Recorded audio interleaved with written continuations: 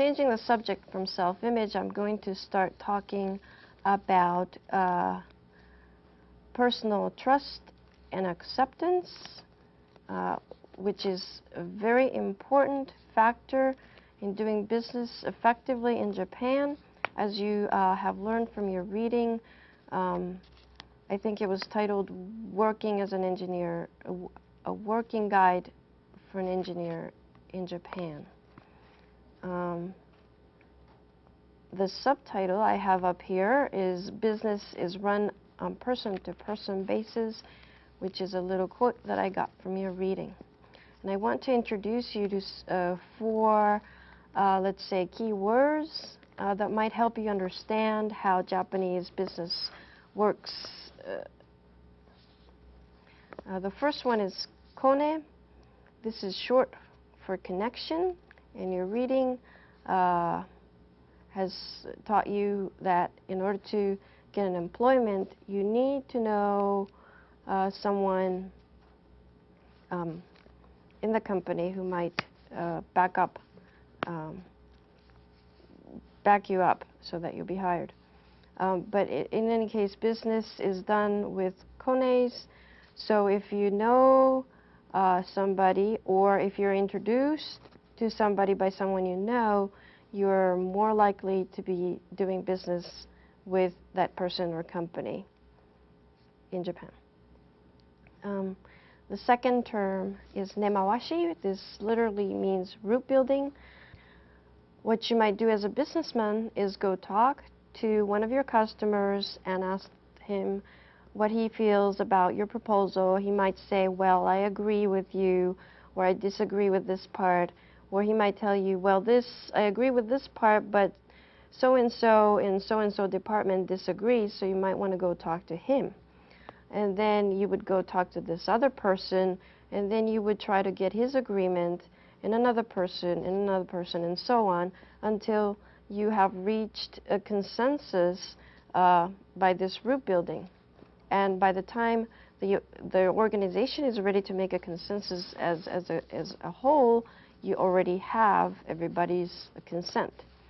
This is done on client to vendor basis, as well as for internal decision-making process. Well, the concept I'd like you to think about is the concept of harmony. Note what's built into the idea of consensus. Consensus is somehow an agreement among discrete and independent individuals. If we reach a consensus, that means that each and every individual has somehow agreed to wherever we're going or whatever we're discussing. So the word consensus presupposes or lives in a world of individuals. It fits the West. It fits the world of individuals. So throw that concept away, and when you see it used in readings about Japan, translate it yourself into the word harmony. Harmony is valued. Not just consensus among individuals, but harmony among people located in different positions. You are responsible for the management and the achievement and the maintenance of harmony. Now, we'll elaborate a bit what's all involved in this. Working as an engineer, as both Hiroshi Honda and Gary Legg report, will involve some extensive drinking. You will drink a lot. In Japan, people drink a lot. People in business drink a lot. There's not the same stigma attached to drinking, and drinking too much. And indeed, drinking turns out to be an important place for nemawashi, or root building. Nomunication was also referred to in your reading. It means, nomu means to drink, and communication is short for communication. So this word, nomunication, is a combination of drink and communication. What that means is that in Japan, drinking with your colleagues or with your customers is an important part of communication in business. So root building doesn't necessarily happen in a meeting in an office, but it happens after work in the bars. You have a couple of beers and you start feeling relaxed, and the customer will start feeling closer to you, and he will typically he would start to share you some information, like maybe his boss would probably agree with your plan if you modified this and that, and so on and so forth. And this is a very important part of doing business in Japan. The point being that when you're out drinking, everyone agrees that somehow the drink affects the way you behave, and while you're drinking, you're able to raise issues that with your boss that you couldn't raise otherwise. You can talk more frankly. That's accepted, and also you're not going to be responsible for it. Be held responsible for it. So the next day, when you run into someone that you were talking to the night before, you say, "Oh, sorry, I said some bad things last night, but I just had too much to drink," and everybody says that's okay. Meanwhile, important work has gotten done, and as an engineer, you'll be asked to go out once a week after work, after working a 12 or 14-hour day. Go out, drink for the rest of the evening, go back to bed, get up in the morning, get back to work. Fraternity was also mentioned in your reading, which I think captures this aspect of Japanese business, which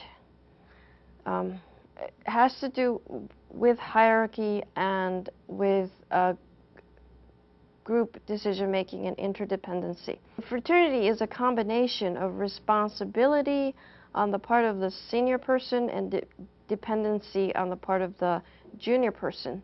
So if you're senior, you have the responsibility to educate the person who's junior to you, and if you're junior, then you know that you can rely on your senior person to guide you.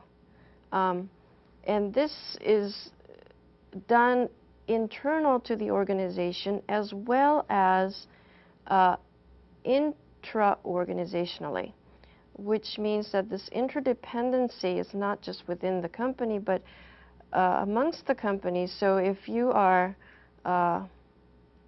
company A, then you have a brothership with people in another company with whom you do business to, and you rely on to get business from or to give business to. So this is part of the fraternity. So what is the implication of these connection, nemawashi practice, nomunication, and fraternity to a gaijin, a foreign engineer who might be working in Japan, and for women workers in Japan?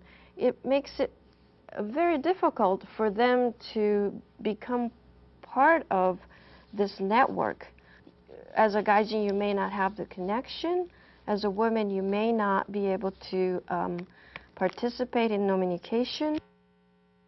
I might go out with my peers and with my boss as well, I guess, in a group, and we would go and we might discuss things about the work, and I may be able to get some information and advice in the bar in this casual drinking situation.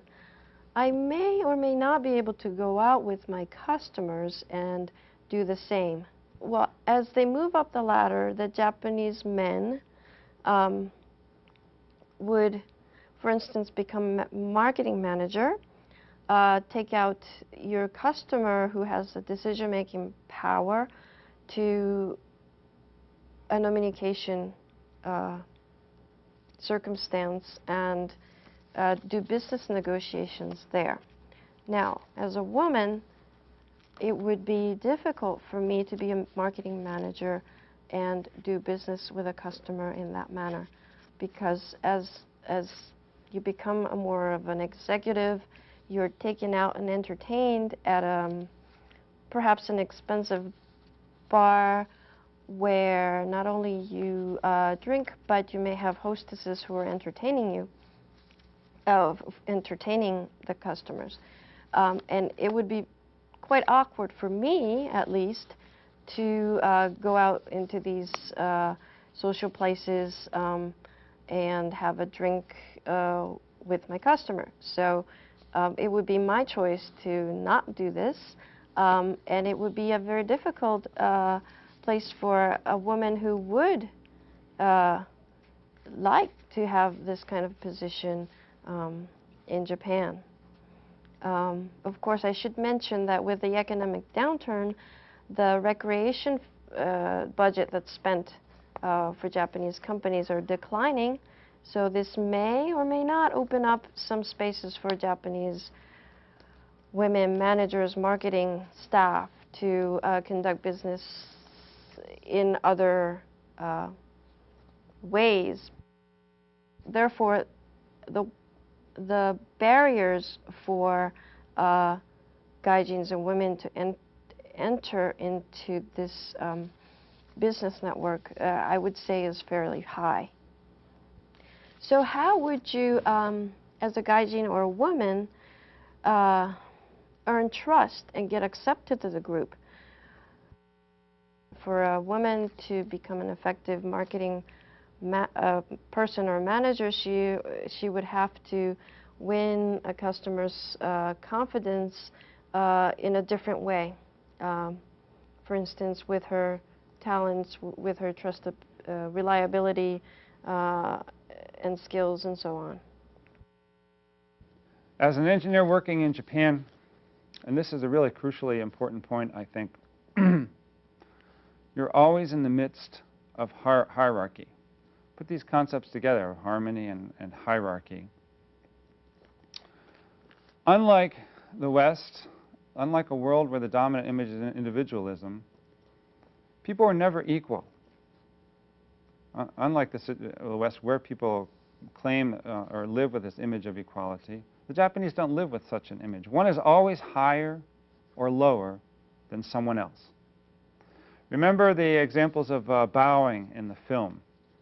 One example which might have slipped past you, because it was rather subtle, I thought, was when the rural community was meeting. Sitting at the end of the table was the elderly leader, male leader. And when everyone else came in, I mean, he's already sitting down, on his knees. When everyone else came in, they had this problem of bowing. And they dropped down to their knees, and they basically went all the way to the ground in order to bow. But this was explained elsewhere in the film, the rules that involve the rules of bowing. When two people meet, one is always higher than the other. One is a higher status than the other. The one who is lower has the responsibility to initiate the bow. And when the lower one initiates the bow, then the lower person is initiating the contact. The person is occupying the higher spot bows in reply to acknowledge the connection. And then once the higher person bows, the lower person has to bow again, taking care to make sure that he or she bows lower than the other one. So the one who bows lowest is always the lower status. The one who bows a little bit, stays up high, is the higher status. In the case of that rural bowing, the leader, he just basically sat on his knees and just in a quick nod over to the side, while those other people prostrated themselves all the way to the floor in order to be able to get down below him, since he was already down low. It's difficult to imagine a world and participate in a world where you never look at someone as equal to you. No matter where you are, there's always some sort of a dimension that differentiates you such that somebody is higher and somebody is lower. This is especially difficult for Americans to imagine.